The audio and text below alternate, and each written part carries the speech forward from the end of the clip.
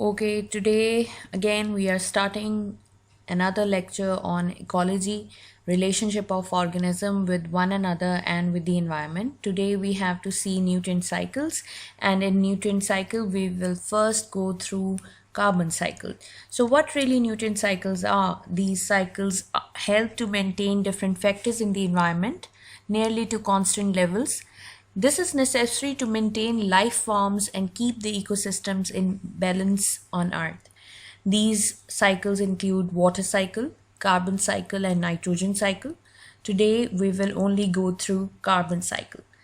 What carbon cycle is, it shows the various processes by which carbon in the form of carbon dioxide is removed and restored to the atmosphere.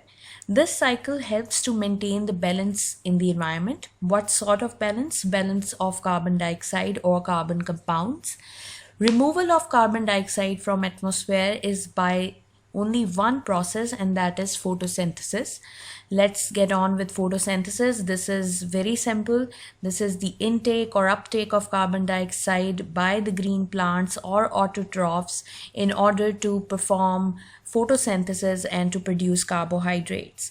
This carbohydrate can be used by animals for respiration. You all know, why do we respire? We respire to get ATP, the energy form which is required in different processes in our body.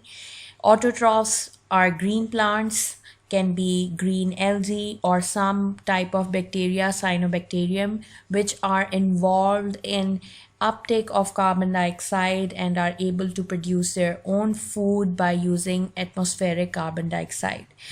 Now, how carbon dioxide is released in the environment? It is released by three processes: respiration by both animals and plants. You know that we in take in oxygen and give off carbon dioxide. So do the plants when they respire. Then is combustion. Combustion is the can be of fossil fuels or any other fuel we use in our vehicles or in our factories or industries. Wherever there will be combustion, there will be a release of carbon dioxide. Then the third process by which carbon dioxide is released into the environment is decay. Decay is the decomposition process by fungus and bacteria. This decay releases carbon dioxide because of the fact that bacteria, when feed on the decaying matter, they actually respire too. When they respire, they take off or give off carbon dioxide, and it is an inorganic end product of decomposition. Okay, this is a simple diagram to show you the release of carbon dioxide and intake of carbon dioxide. If you see there is combustion going on of woods or any other fossil fuel which will release carbon dioxide in the atmosphere, then there are animals and plants that are respiring, releasing carbon dioxide in the atmosphere. There is decaying going on, which again releases carbon dioxide, and all that carbon dioxide is taken up by autotrophs or green plants for photosynthesis. This is again a diagram to let you explain the cycle. Carbon dioxide is in the atmosphere and it is taken up by the green plants to carry on photosynthesis. This photosynthesis causes the formation of carbohydrates in the autotrophs. When they make carbohydrate, this can be fed by animals and other human also.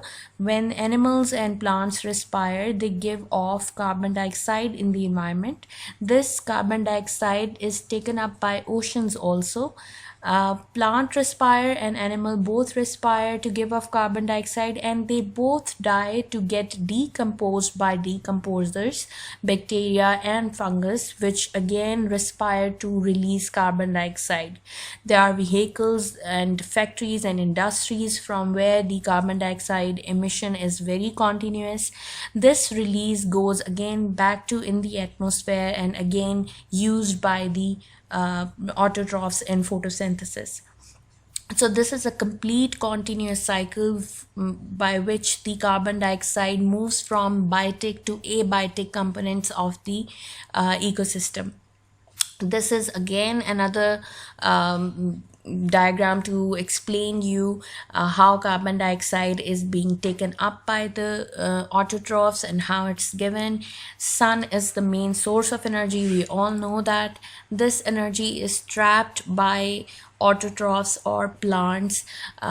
Plants also require water, and the major reactant, that is carbon dioxide, is used in photosynthesis in order to make carbohydrate. If you remember the equation of photosynthesis, you would recall that the two main reactants in the process of photosynthesis were water and carbon dioxide.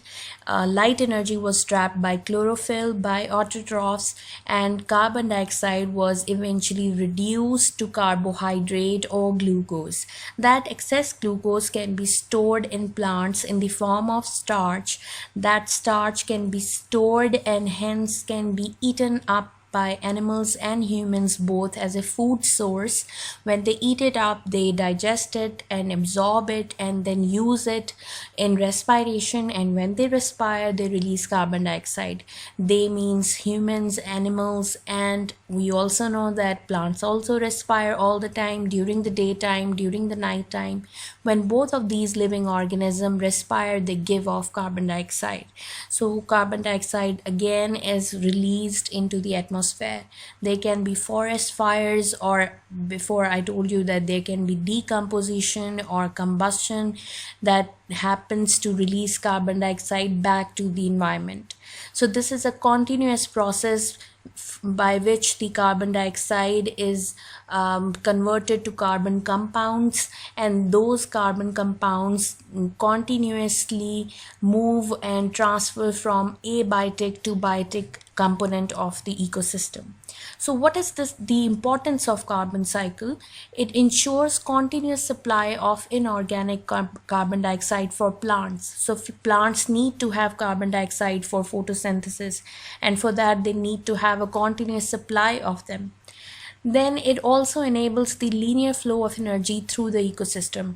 I told you this topic before, that energy in the ecosystem flows in a linear manner, not in a cyclic manner.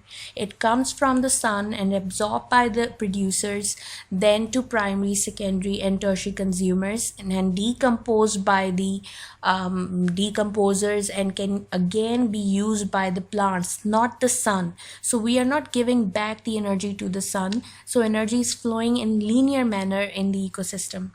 Carbon compounds in the form of fuel in vehicles and fossil fuels actually have the trapped solar energy that passes from living organism to other living organism in a food chain, finally passing to the abiotic environment. So if you see that carbon cycle is ensuring the flow of carbon compounds from living to non-living component of the ecosystem.